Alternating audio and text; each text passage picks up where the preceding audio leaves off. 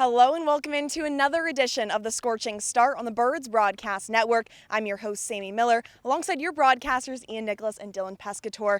And the Firebirds were unable to play last night due to the rain, but there is no rain in today's forecast. The sun's out, the birds are chirping, and the Firebirds are getting ready to play against the Brewster Whitecaps. This is a very important game for Orleans today. Not only is it an East Division rival, but also they're tied for third and fourth in the division. So Ian, how important is it for the Firebirds to take the win today? Oh, it's huge. I mean, the Firebirds haven't won in 8 days, and a lot of it is due to Mother Nature, right? 2 rain outs, a fog out. It's been a weird week, and these guys need to get back to playing a full baseball game. Hopefully, it's a full game here because the last game here from Brewster, actually, no 9th inning because of darkness. But, that was a little bit of a cloudy Sunday. It's a clear Tuesday, so we'll see. This team needs a big win in a big way because if you can clinch the season series against Brewster, a really good team, and snap your 3-game losing streak, then the vibes are going to be high.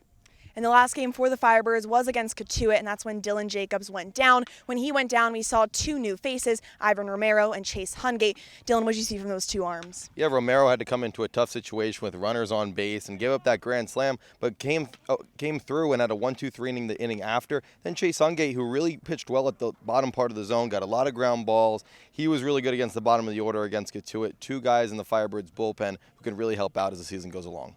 And one of the biggest themes so far for the Firebirds has been their inability to really capitalize with runners on bases. The last 2 games, 22 guys left stranded on bases. What needs to change in that aspect, Ian? Just clutch hitting. And this team has proven it can get it done before, right? In its last 2 wins against Wareham and Hyannis over a week ago now, Orleans had double-digit hits in both games, and as a result, a lot of those hits came in big spots, and they scored over 5 runs in both games. I understand that kind of production isn't going to happen all the time. I kind of look back at the last game against Brewster. On the 27th of June, Orleans only had 3 runs, but it had 11 hits. So a very similar situation where Orleans scattered a lot of hits, but not in big spots, not with guys on second and third. So overall, just understanding that when you pass the baton to the next guy in the order and you reach base, you have to come up in a big spot. And I think it's a really well-constructed lineup today. I think a lot of opportunity to make a lot of damage happen.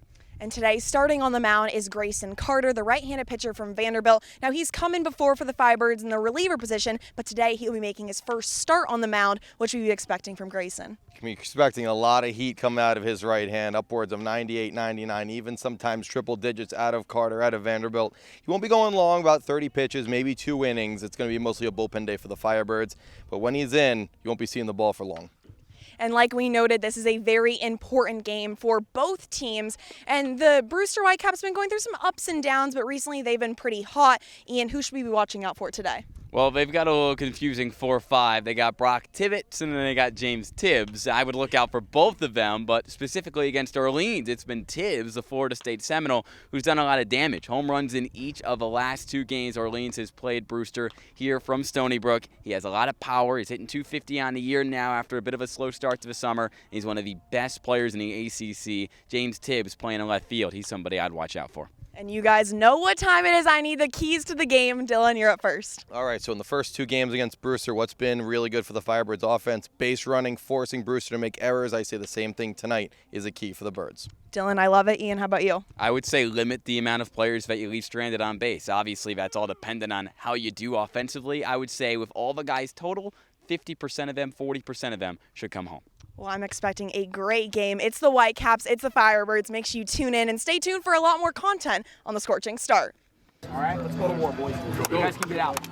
I'm now joined alongside Firebirds manager Kelly Nicholson.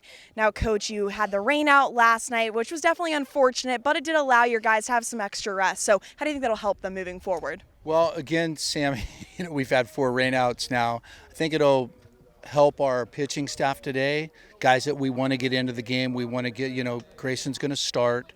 We're going to get Connor Eaton in the game today. We have Gonzo for a short stint. We have Truitt for a short stint because they'll be starting later on in the week, and then we hopefully get the ball to Maddie in the ninth, Sean Matson. So our pitching staff is going to be fine today. I say that knock on wood, right? Knock on wood. I say fine, meaning that we have plenty of guys to go to today that are available. Offensively, like I said, I think guys like to get in a groove. They like to see pitching every day. So for them, I think they would much rather have played yesterday, like we all would have. But we can't control the weather. We have a beautiful day today.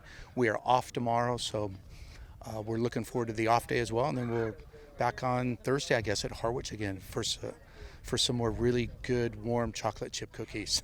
There you go, some of the best cookies on the Cape. Another thing you can't control is injuries. We saw Dylan Jacobs unfortunately go down with that broken fibula. How hard is it to see him and really lose a player and just a person like that on this team?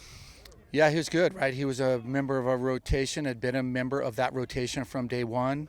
He's good. Jake's good. He's going to be a good draft pick next year, next spring. It really hit home when I saw him yesterday. He came hobbling into the clubhouse through the ramp on crutches and a boot, and I'm like, man, I didn't know how bad it was. He told me he couldn't when I went out to check on him, he said he couldn't put any weight on it. But with that being said, it was the non-weight bearing bone in his leg. So I think 4 to 6 weeks, he's going to be just fine. He'll be good as new and shouldn't affect, probably not even going to affect much of his fall ball at Stetson. So, yeah, super disappointing, man. He's good, so it hurt to lose him, but it's just next man up, and we got to roll with who we have. Exactly, and we saw two newish faces, Chase Hungate and Ivan Romero. So what did you see from those two in the game against Kentuit? Yeah, I was just out on the bucket with both of those guys. Ivan threw the ball really well, I thought. He's good. I've seen him at San Diego. I saw him throw against us last summer at YD. He threw extremely well, too well against us last summer. And Chase threw the ball very well, too. So two good arms out of the pen for us the other night against Kentuit. And then Ivan is going to start, I think he's starting on Thursday at Harwich. So be good to see him in that starting role too, Sammy. And you've really had Brewster's number all season long, won the last 3. So what do you think makes you guys so effective against the Whitecaps? I don't know.